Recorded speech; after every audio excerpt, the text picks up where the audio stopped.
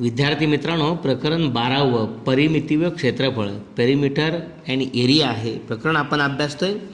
सराव संच 45 आपण अभ्यासतोय. त्यामधला प्रश्न 4 आहे. एका चौरसाची बाजू तिप्पट केली तर त्याचे क्षेत्रफळ मूळ चौरसाच्या क्षेत्रफळाच्या किती पट होईल? If the side of the square is tripled, how many times will its area be as a compared to the area of the original square. या ठिकाणी मूळ चौरसाची बाजू किती मानू आपण?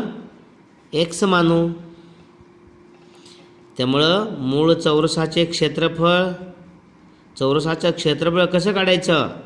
छान, बाजूचा वर्ग. मूळ चौरसाचे क्षेत्रफळ बरोबर बाजूचा वर्ग म्हणजे x वर्ग. बरोबर. या ठिकाणी नंतरच्या चौरसाची बाजू मूळ चौरसाच्या किती पट आहे? तिप्पट आहे. नंतरच्या चौरसाची बाजू 3x होईल. म्हणून नंतरच्या चौरसाचे क्षेत्रफळ, नंतरच्या चौरसाची बाजू 3x होईल मूळ चौरसाच्या बाजूच्या तिप्पट केली तर. मग नंतरच्या चौरसाचे क्षेत्रफळ सूत्र तेच, बाजू वर्ग. नंतरच्या चौरसाचे क्षेत्रफळ बरोबर बाजूचा वर्ग. काय बाजू आहे? 3x. त्याचा वर्ग बरं का, xचा वर्ग कराल, 3चा पण आहे. 3x कंसात त्याचा वर्ग आहे, 3चा 9 आणि xचा x वर्ग. पहा या ठिकाणी पहिला x वर्ग मूळ क्षेत्रफळ, नंतरचा आहे 9x वर्ग. या ठिकाणी काय म्हटलेलं आहे? नंतरच्या चौरसाचे क्षेत्रफळ. म्हणून नंतरच्या चौरसाचे क्षेत्रफळ हे मूळ चौरसाच्या बघा 9x वर्ग छेद x वर्ग. या ठिकाणी नंतरच्या चौरसाचे क्षेत्रफळ 9x वर्ग आहे, मूळ चौरसाचे क्षेत्रफळ x वर्ग आहे. x वर्ग गेले, 9 पट होईल. बरोबर आहे. लक्षात आलं. नंतरच्या चौरसाचे क्षेत्रफळ आपण बाजू त्याची तिप्पट आहे मूळ चौरसाची बाजू आपण x मानल्या, नंतरच्या 3x होईल. त्याचं क्षेत्रफळ बाजू वर्ग म्हणजे कंसात 3x वर्ग म्हणजे 9x वर्ग. आणि नंतरच्या चौरसाचे क्षेत्रफळ भागिले अगोदरच्या चौरसाचे क्षेत्रफळ हे 9x वर्ग छेद x वर्ग असं दाखवायला पाहिजे. x वर्ग जाऊन 9 राहिलं म्हणजे 9 पट होईल. लक्षात आलं? ओके. अशा पद्धतीने उदाहरणं सोडवायची. यातलाच एक भाग म्हणून आपण काटकोन त्रिकोणाचे क्षेत्रफळ एरिया ऑफ राईट अँगलड ट्रँगल कसं काढतात हे पाहूया. या ठिकाणी ABCD हा आयत आहे. आयत म्हणजे त्याच्या समोरासमोर बाजू समान आणि चारही कोन काटकोन. समजा या ठिकाणी आपण AD ही लांबी आहे आणि AB ही रुंदी आहे. AB ही रुंदी आपण P मानली आणि AD Q मानली. तर समोरासमोर बाजू समान असतात, त्यामुळे BC AD आणि BC समान आहेत आणि AB आणि CD सुद्धा समान आहेत P.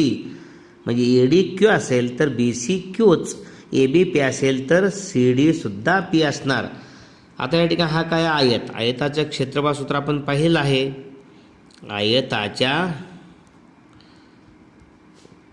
आयताचे क्षेत्रफळ कसं काढलेलं आहे? लांबी गुणिले रुंदी. अगदी बरोबर आहे. मग आयताचे क्षेत्रफळ लांबी किती आहे? P. Q लांबी आणि रुंदी P आहे.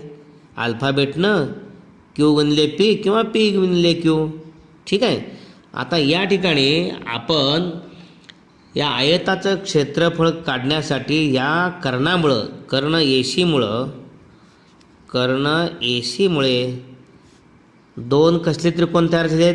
छान, 2 काटकोन त्रिकोण तयार झाले. कर्ण AC मुळे त्रिकोण ABC व त्रिकोण ADC हे 2 काटकोन त्रिकोण तयार झालेत.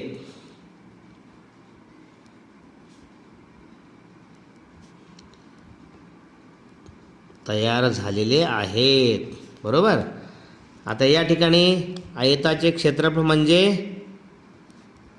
आयताचे क्षेत्रफळ बरोबर. आता दोन काटकोन त्रिकोण आहेत म्हणजे दोन्ही पण सारखेच आहेत, म्हणजे या आयताचे क्षेत्रफळ गुणिले बरोबर 2 गुणिले एका काटकोन त्रिकोणाचे क्षेत्रफळ. अगदी बरोबर आहे. बरोबर. एका काटकोन त्रिकोणाचे क्षेत्रफळ. पहा काय लिहिलेलं आहे. आयताचे क्षेत्रफळ म्हणजे दोन काटकोन त्रिकोण आहेत. एरिया त्रिकोण एबीसी अधिक एरिया त्रिकोण एडीसी म्हणजे दोन्ही काटकोन त्रिकोणांच्या क्षेत्रफळांची बेरीज केली काय, दोन्ही समान आहेत. त्यामुळं एकाची दुप्पट केली तरी चालते. 2 गुणिले एका काटकोन त्रिकोणाचे क्षेत्रफळ. या ठिकाणी हे 2 गुणिले 1 नाही, हे आयताच्या क्षेत्रफळाला भागिले येणार. म्हणजे एका काटकोन त्रिकोणाचे क्षेत्रफळ या शब्दाची किंमत काढताना गुणिले 2 आहे, आयताचे क्षेत्रफळाला भागिले होणार. म्हणजे या ठिकाणी आयताचे क्षेत्रफळ भागिले 2 म्हणजेच काटकोन त्रिकोणाचे क्षेत्रफळ.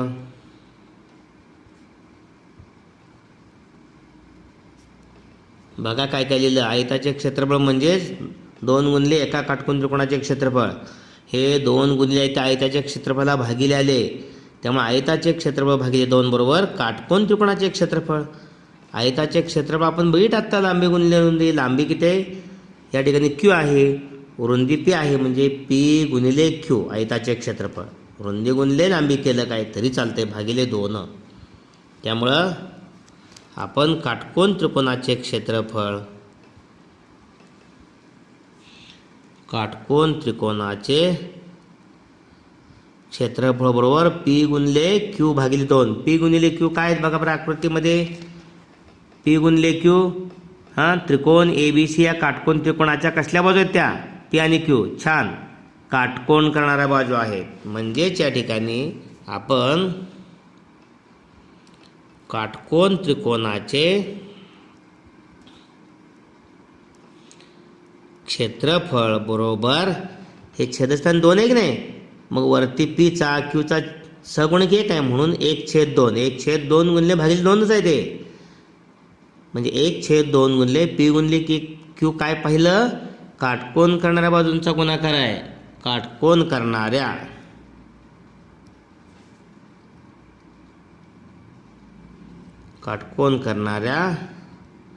बाजूंचा गुणाकार. हे अत्यंत महत्त्वाचं सूत्र आपण मिळवलं. कोणाचं, काटकोन त्रिकोणाचे क्षेत्रफळ बरोबर 1/2 गुणिले काटकोन करणाऱ्या बाजूंचा गुणाकार किंवा काटकोन करणाऱ्या बाजूंच्या लांबींचा गुणाकार तरी चालतो. लक्षात आलं. ठीक आहे, यावरची उदाहरणं नंतर आपण पाहूया. एवढा भाग व्यवस्थित समजावून घ्या, त्याचा सराव करा. काही अडचण आली नाही. ओके, धन्यवाद.